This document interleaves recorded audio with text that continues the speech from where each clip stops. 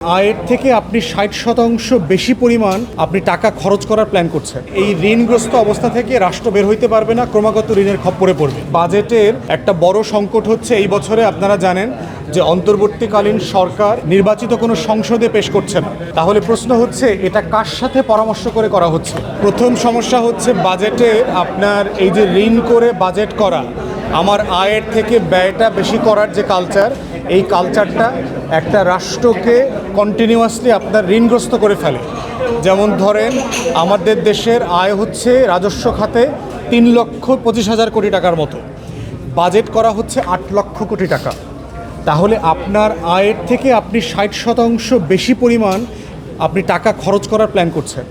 একটা ব্যক্তি যখন তার আয়ের থেকে ক্রমাগত বেশি ঋণ করে ব্যয় করবার চেষ্টা করবে, তা আপনি কিন্তু একসময় এক্সস্টেড হয়ে যাবেন, আপনি ঋণগ্রস্ত হয়ে যাবেন, আপনাকে ফেরারি হইতে হবে, দেশ ছেড়ে পালাইতে হবে।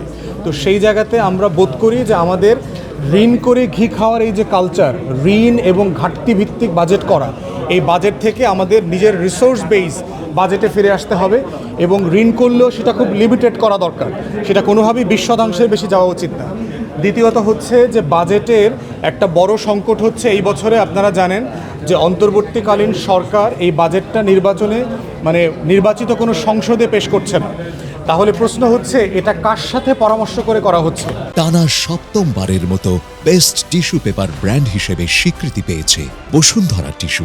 আজকেও দেখেন অন্তর্বর্তীকালীন সরকার কিন্তু আমাদেরকে ডেকেছে ঐক্যমতের ব্যাপারে। জাতীয় বিভিন্ন গুরুত্বপূর্ণ বিষয়ে কিন্তু রাজনৈতিক দলগুলোর পরামর্শ নেওয়া হচ্ছে, কিন্তু বাজেটের ব্যাপারে আমরা দেখলাম যে রাজনৈতিক দলগুলোর কোনো পরামর্শ নেবার প্রয়োজন আমাদের অর্থ মন্ত্রণালয়, উপদেষ্টা, তারপরে এনবিআর এবং বাংলাদেশ ব্যাংক প্রয়োজন মনে করে নাই। এবং আপনি জানেন যে এই বাজেটটা কিন্তু নির্বাচিত সরকারকে ক্যারি অন করতে হবে, কন্টিনিউ করতে হবে। তাহলে যেই সরকার একটা বাজেট করে নাই তাকেও কিন্তু এটার দায় নিতে হচ্ছে। অতএব ভালো হইতো এই বাজেটের ব্যাপারে, মৌলিক নীতিমালার ব্যাপারে যদি আমরা রাজনৈতিক দলগুলোর সাথে ওনারা কথা বলতেন, পরামর্শ করতেন। থার্ড হচ্ছে মৌলিক কথা, সেটা হচ্ছে খরচ সংকলন করা দরকারের কোনো উদ্যম দেখতে পাচ্ছি না। রাষ্ট্র ডিজিটাল হয়ে গেছে বলে দাবি করা হয়েছে। আওয়ামী লীগ সরকার যখন ক্ষমতা এসেছে তখন আমাদের সরকারি কর্মকর্তা কর্মচারী ছিল 6 লাখ থেকে 7 লাখের মতো। তাহলে 16 বছরে যখন ডিজিটাল হয়ে গেছে সেই কর্মকর্তা কর্মচারীর সংখ্যা এখন 21 লক্ষ কেন হইল? পার্মানেন্ট স্টাফ এবং আউটসোর্সের স্টাফ মিলায়, তাহলে বাংলাদেশ ডিজিটাল হয় নাই। তাহলে এই যে আমার রাজস্ব খাতের আয়ের 1/3 চলে যাচ্ছে হচ্ছে আপনার এই স্টাফদের ব্যয় ঠিক করতে, আরেকটা যাচ্ছে ঋণ রিপেয়ার করতে।